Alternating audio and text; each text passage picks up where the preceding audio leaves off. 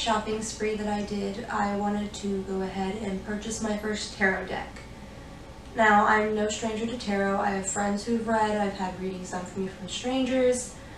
I belong to the Pagan Student Association on campus here. I actually helped found it. I don't belong to it anymore, just for personal reasons, and you know, I no longer belong to it due to things like work and personal things, but I still support. And I decided to get my own tarot deck because I've been needing a lot of guidance in my life, and I'm agnostic. I don't have a deity to turn to. I have a weird sense of spirituality on Earth, so I'm agnostic with humanist beliefs, but I also have, like I said, this earthly spirituality, and I have practiced in rituals for this Pagan Student Association where things that I've asked for, kind of prayed for, have worked. And that's particularly when I ask spirits and not necessarily gods. So I do have some kind of spirituality to myself. I don't really know how to describe it. I don't align with a particular religious belief. I have kind of my own development. I really don't know. But I do know that tarot, anytime I've had readings, have been scarily eye-opening and a little bit accurate for me. So I went ahead and bought my first tarot deck, and I bought a rather cheap deck from Spencer's.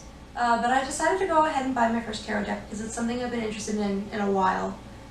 And I bought a cheap deck from Spencer's. Let me pull it out. And it's really nice. My thing is I respect all religious beliefs and how they believe their deities belong to them. But I'm not stupid. I do know that, like, with respect to knowing about certain gods, that certain gods do not get along with other gods. And that if you mix different gods from different pantheons, that they might not get along. This deck has mythological creatures and gods from different religions in here. And I haven't really tried to see if any of them conflict or not. But that's the only thing is, so like, for instance, the dry... So like, I don't know how to describe it, but for instance, I pulled the Queen of Pentacles, and it's the Dryad. It's a mythological creature, like a nymph, but it's for trees. It's a woodland, you know, nymph. The Eight of Wands is the Hydra from Greek mythology. So it's different mythological creatures, and sometimes gods or like holy figures, I guess, in other religions. So I was kind of like, ooh, we're mixing here. I don't know if I like that or not. But actually, I kind of get where it's going because I'm starting to develop my own meaning for the cards. Aside from the actual, like, what does the Queen of Pentacles mean? To me, when I look at this picture and I think of Dryad, how does it make me feel in retrospect to the Queen of Pentacles? And what it might represent symbolically is very helpful in determining what the tarot card is trying to tell me. So for instance, last night, I think I shuffled afterwards. Last night I pulled a Six of Cups in the middle of the night, kind of having a meltdown, looking for guidance, grounding myself. It was my first reading I've ever done for myself. And I pulled the Six of Cups, and it was upside down. And so I looked up the Six of Cups, upside down, and what it meant. And it was about kind of how I'm focusing too much on the past, and how I'm letting the present slip by me, and how I'm stressing over the past, and I'm going to miss so much in the present and the here and the now. And a lot of opportunities are going right over my head because I'm just not seeing them because I'm so focused on the past.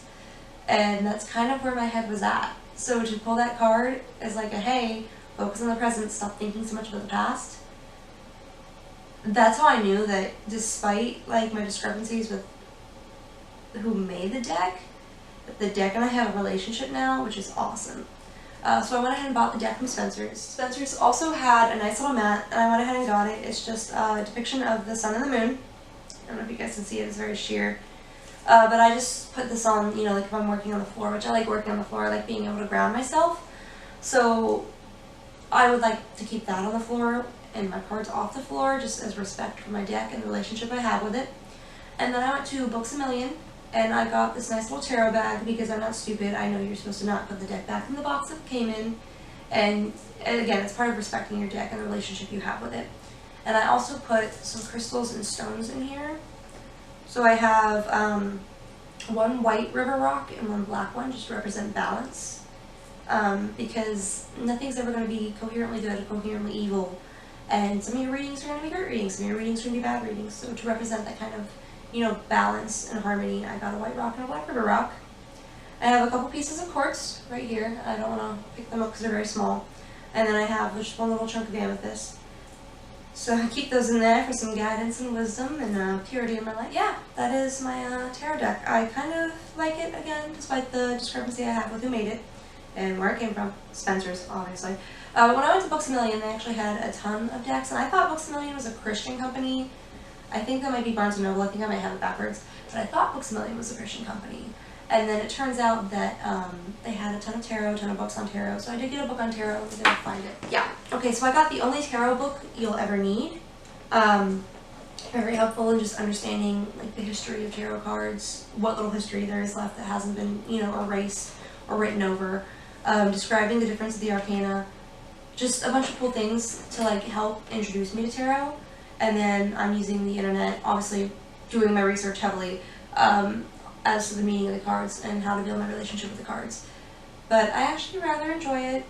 There was, when I went to Books A Million, decks that I wanted and I saw and I fell in love with. One deck in particular stood out to me. But I think what's going to end up happening is if I get stronger at reading tarot and understanding, this could be my personal deck, and that deck that called out to me when I was at Books A Million could potentially be a deck that I use for other people. Because I definitely think I'm going to be one of those people where my relationship with my deck is going to be different than my relationship with like a working deck with other people. So I really want to develop that and see where that goes.